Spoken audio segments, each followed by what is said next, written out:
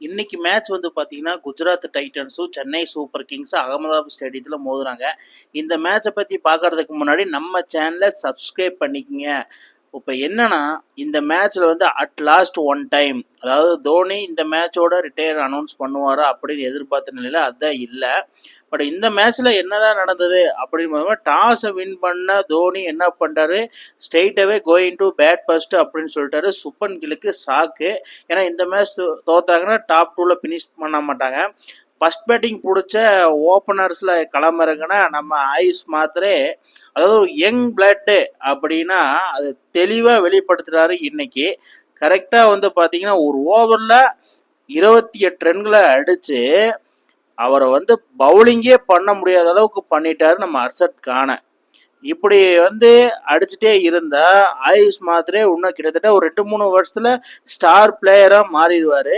அதுக்கப்புறமா அவரு கூட சேர்ந்த டெவன் கான்வே, இந்த 2 ஓப்பனர்ஸ், அதாவது ஒரு எண்ட்ல வந்து பாத்தீங்கன்னா ஆயுஷ் மாத்திரே போட்டு பொழந்துட்டு இருந்தாலும் டெவன் கான்வே இன்னொரு இடத்துல வந்து நிதானமான ஆட்டத்தை வெளிப்படுத்தி சிஎஸ்கே ரசிகர்ல கேபி மோடுக்கு கொண்டு போயிட்டு இருந்தாரு. அதாவது ஒரு எண்ட்ல அவர் அடிக்க, ஒரு எண்ட்ல இவர் நிக்க, வேற மாதிரி போயிட்டு இருந்தது. ஏன்னா டெவன் கான்வேக்கு சிஎஸ்கேல இதுதான் கடைசி மேட்ச்சு. ஏன்னா அவருக்கே தெரியும் இந்த மேட்ச்சு பூர் பர்ஃபார்மன்ஸு.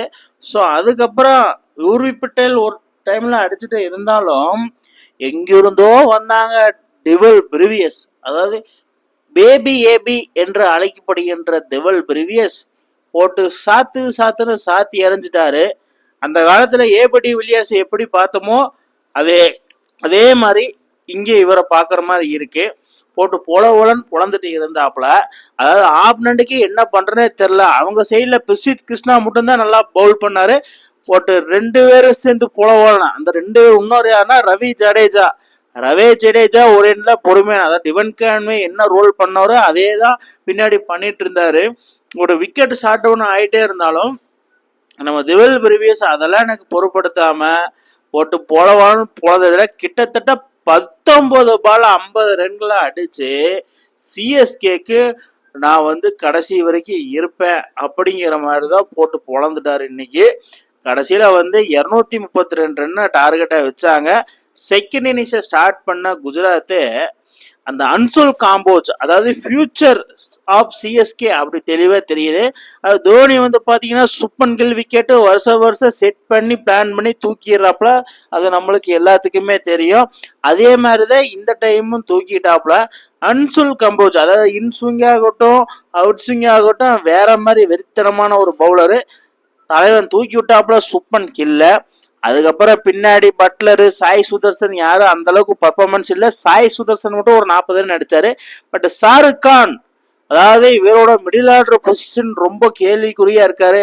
பட்டா பாக்கியம் படாட்டி லேக்கும் அந்த மாதிரிதான் ஒரு பிளேயரா இருக்கிறாப்புல. ஏன்னா வந்தாரு அடிக்கிறாப்புல, அடிச்சுட்டே இருக்கிறாரு. பட் அவுட் ஆயிட்டாருன்னா அவுட் ஆகி போயிட்டே இருக்கிறாப்புல. ஒரு எண்ட்ல நிக்கிறதுக்கு ஆள் இல்லாம ஷாருக் கானும் அடிச்சே ஆகணும் அந்த மூட்ல போய் அவுட் ஆகி இப்போ வெளியே திரும்பி பார்க்கறதுக்குள்ள பாத்தீங்கன்னா கிட்டத்தட்ட 8 விக்கெட் போயிருச்சு. இப்போ அர்ஷத் கானும் சாய் கிஷோர் தான் ஒரு முட்டு கொடுக்கணும் அப்படிங்கிற பட்சத்துல வெளிவந்தா நம்ம மதீஷா பதிரனா இந்த சீசன் ஃபுல்லாவே பெருசா ஒரு இம்பாக்ட கொடுக்காத ஒரு பவுலர்னா நம்ம மதீஷா பதிரனா தான். ஆனா இந்த மேட்ச்ல என்னமோ ஒரு பெருசா முட்டு கொடுத்த மாதிரி இருக்கு. ஏன்னா அடுத்த வருஷம் இருக்கணுமா இருக்காதா அப்படின்னு சொல்லி சிஎஸ்கே மேனேஜ்மெண்ட்டா முடிவு பண்ணோம். பதிரனா அருமையா வந்து சிஎஸ்கே அபார வெற்றி பெற்று ஜிடிஏ தோல்வி அடைய வச்சிட்டாங்க. ஸோ இதன் மூலயமா என்னன்னா சிஎஸ்கே நெக்ஸ்ட் இயர் கம்பேக் வேற லெவல் கொடுப்பாங்க. மக்களே நீங்க என்ன நினைக்கிறீங்கன்னு கமெண்ட் பாக்ஸ்ல கமெண்ட் பண்ணுங்க. இந்த மாதிரி இன்ட்ரெஸ்டிங் கிரிக்கெட் வீடியோவை தெரிஞ்சுக்க நம்ம சேனலை சப்ஸ்கிரைப் பண்ணுங்க, லைக் அண்ட் கமெண்ட் பண்ணுங்க. மேலும் உங்களுக்கு வீடியோ வந்துட்டே இருக்கும்.